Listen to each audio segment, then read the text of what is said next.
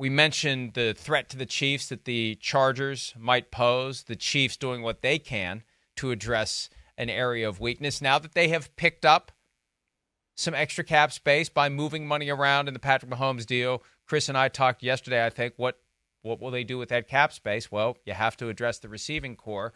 Hollywood Brown agrees to a one-year deal. We are in definitely the one-year deal phase of free agency. It's worth up to $11 million. This is the week where the phrase up to does a lot of work, making contracts look better than they are. We don't know what it's worth. We know what it's up to.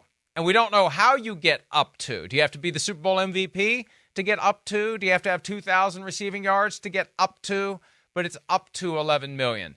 And usually when we see up to, the guy never reaches all the triggers to get up to that amount. Regardless, Hollywood Brown, a former first-round pick of the Ravens, was traded to the Cardinals during the 2022 draft, and there was this whole back and forth. Did Lamar Jackson even know it was happening? He acted like he was surprised and acted like he didn't know that Hollywood Brown wanted to move on, and it's not about Lamar, it's about the offense, yada, yada, yada.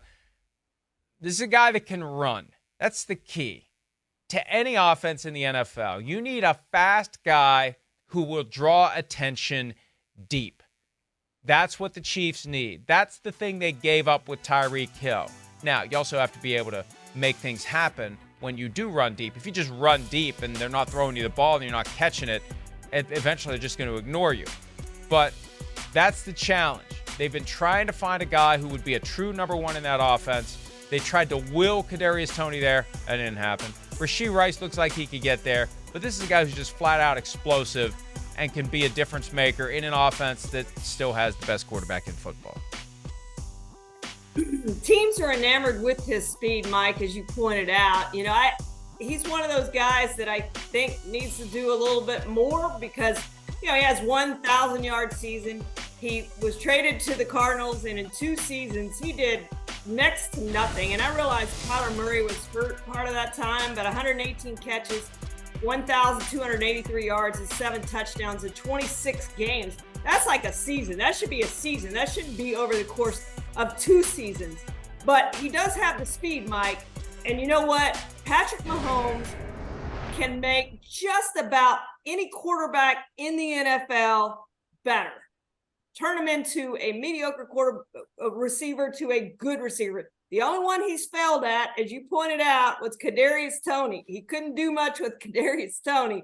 But other than that, Mike, he makes his receivers better. But when you go back and you think about the Chiefs season and you think about that receiving core almost cost them an opportunity last season to win a Super Bowl. You think about all the huge drops that they had, the offsides penalty, everything else that came with that receiving core.